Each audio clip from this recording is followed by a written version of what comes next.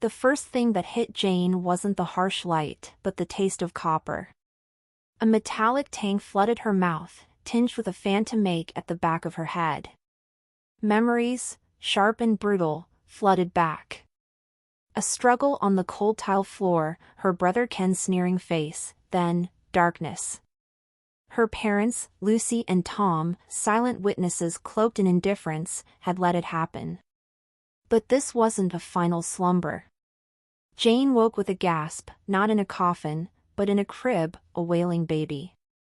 Disbelief gave way to fierce determination. She was back, a chance denied by her own family.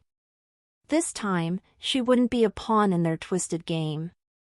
Growing up, Jane noticed the subtle cruelties. It wasn't overt abuse, but a constant chipping away at her spirit. Her older brother, Ken, was the golden child. He got the best of everything: new clothes, educational toys, Lucy's fawning attention. Jane, with her mismatched clothes and worn books, received only critical glances and dismissive shrugs from Tom. Jane learned to excel in the one area they couldn't belittle: academics. She devoured books, her mind a refuge from the emotional wasteland that was her home. But the anger simmered, a silent volcano waiting to erupt. The turning point came when Jane's artistic talent blossomed. She poured her emotions into paintings, colors bursting with a vibrancy missing from her life. Lucy, however, saw an opportunity, not a passion. She pushed Jane to enter prestigious competitions, not for Jane's sake, but to bask in the reflected glory.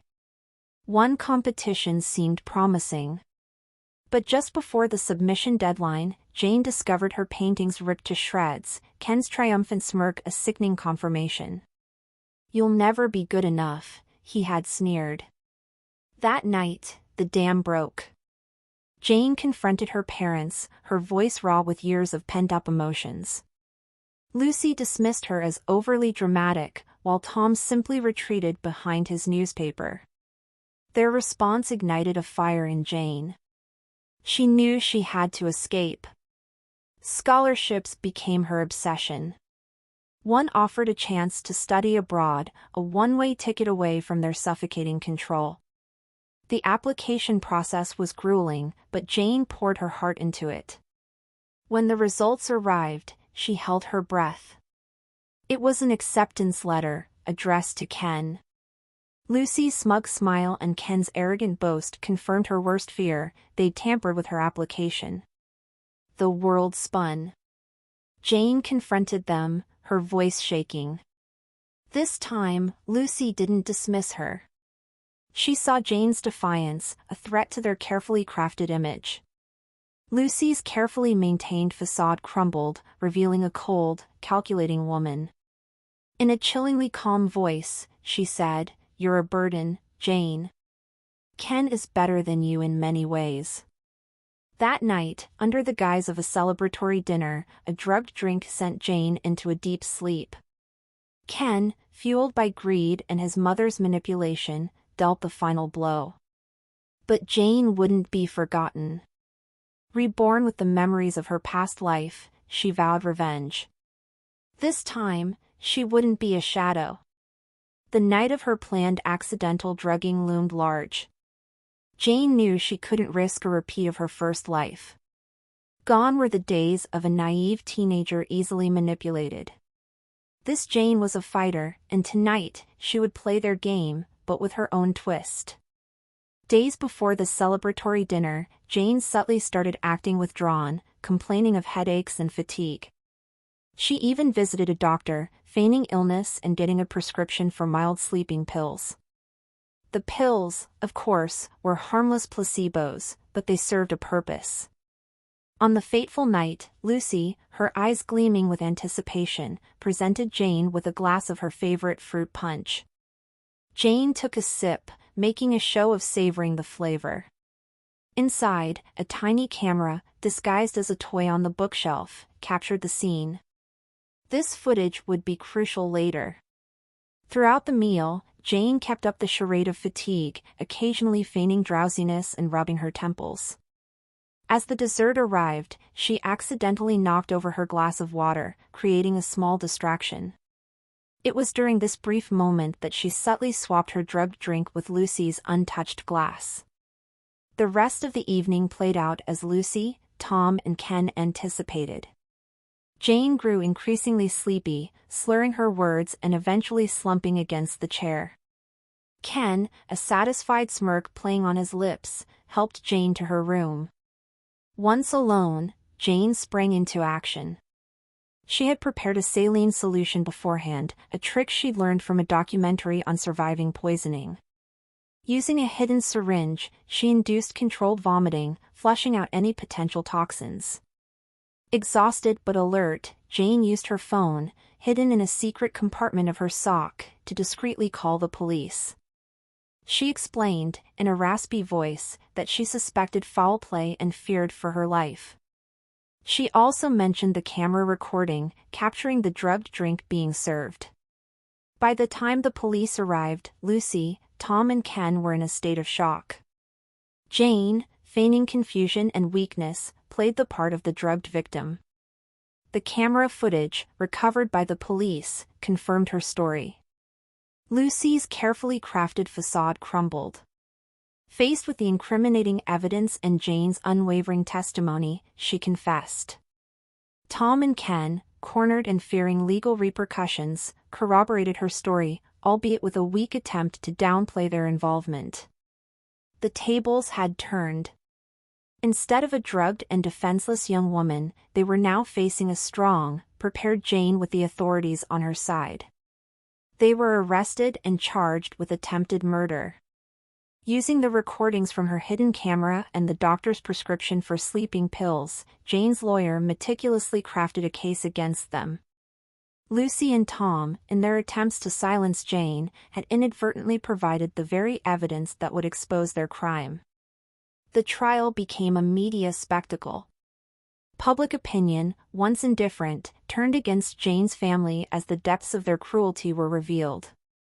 Jane, a picture of composure and courage on the stand, exposed their web of manipulation, ensuring their fall from grace began long before the final verdict. In the end, they were found guilty of attempted murder. While the sentence wouldn't be a death penalty, Jane knew it would be a living hell. With tarnished reputations, strict social status, and the ever-present fear of fellow inmates, thanks to Jane's carefully leaked information about their attempted murder, their lives became a far cry from the comfortable existence they had planned to steal from her. Jane, on the other hand, emerged from the ordeal stronger than ever. The girl who had been murdered had not only returned, but had become a symbol of resilience, a testament to the fact that even the most meticulously planned darkness couldn't extinguish the light of a determined spirit. She built a life of purpose. Years spent working, honing her artistic skills, and saving every penny paid off. Jane became a renowned artist, her paintings capturing raw emotions that resonated with audiences worldwide. This act, however, was just the first step in Jane's plan. She knew a prison sentence wouldn't be enough. She wanted them to experience the fear and helplessness she had felt, to live in constant dread, just as she had. Years passed, armed with success and the power of her position, Jane continued her revenge after Lucy, Tom, and Ken got out of prison. She anonymously bought their house, the very house where she was murdered. With a grim satisfaction, she evicted them, forcing them into a cramped apartment, a stark contrast to the life they denied her. Disguised as a wealthy investor, Jane offered them a lifeline, a dilapidated building they could manage for a small fee. The trap was set. The building was a money pit, rife with maintenance issues. Jane, through her connections, made sure it remained barely habitable. Tenants of the building, disgruntled by the neglect, turned on Ken and Lucy. Public records revealed a trail of ignored complaints and violations, all aimed at making Ken's life a living hell. One night, a fire ripped through the building. Jane, disguised as a concerned bystander, alerted the authorities. As firefighters battled the blaze, she watched Ken and Lucy, faces twisted with fear, escape the inferno. The fire, while contained, caused enough damage to force them out. Public opinion turned against them, painting Ken as a negligent landlord. Jane, with carefully placed whispers, fueled the flames. But vengeance wasn't enough. Jane craved justice. She anonymously leaked a copy of her childhood diary, a poignant record of their neglect, her shattered dreams. The diary's contents were a bombshell. The public, long suspicious of the family's sudden fall from grace, devoured the pages. Jane's words, filled with the innocence of a child yearning for love and recognition, resonated deeply. The family name suddenly became synonymous with cruelty and manipulation. Lucy's newly built social circle dissolved, leaving her ostracized and bitter. Tom, revealed as a silent enabler, faced his own reckoning. Even his closest friends, disgusted by the revelations, severed ties. He was left facing financial ruin, the very thing that had led them to steal Jane's future. Ken, however, faced a different kind of hell. Driven to desperation by the fire damage, dwindling funds, and mounting legal troubles, he resorted to petty theft. It wasn't long before he was caught, his face plastered across news reports as a slumlord and a thief. But Jane wasn't finished. Using her connections and a hefty sum of money, she anonymously funded a lawsuit against Ken, citing negligence and endangering the lives of the tenants. The trial was a media spectacle, with Jane's diary entries presented as evidence. Ken, exposed as a liar and a cheat, was found guilty and sentenced to jail time. However, her most impactful act of revenge wasn't financial or legal. Remembered as a brilliant artist, Jane anonymously donated a collection of her most powerful paintings to a renowned museum.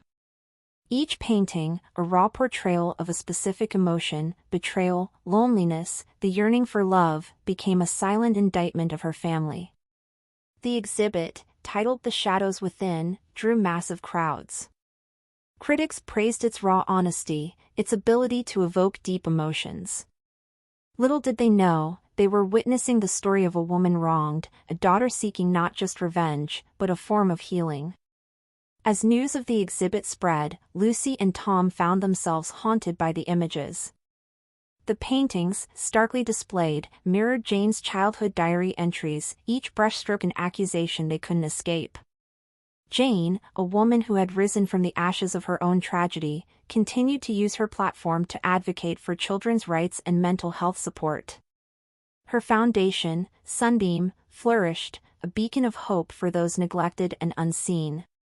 One day, a letter arrived at Jane's office, addressed in a shaky hand. It was from Ken, his words filled with remorse. He recounted his childhood memories, distorted by years of entitlement, but with a flicker of recognition of Jane's talent and potential. He begged for forgiveness, knowing he might never receive it. Jane read the letter with a mix of sadness and a sense of closure. Forgiveness, she realized, wasn't hers to give. Their karma was self-inflicted, a slow and agonizing erosion of the life they had built on deceit.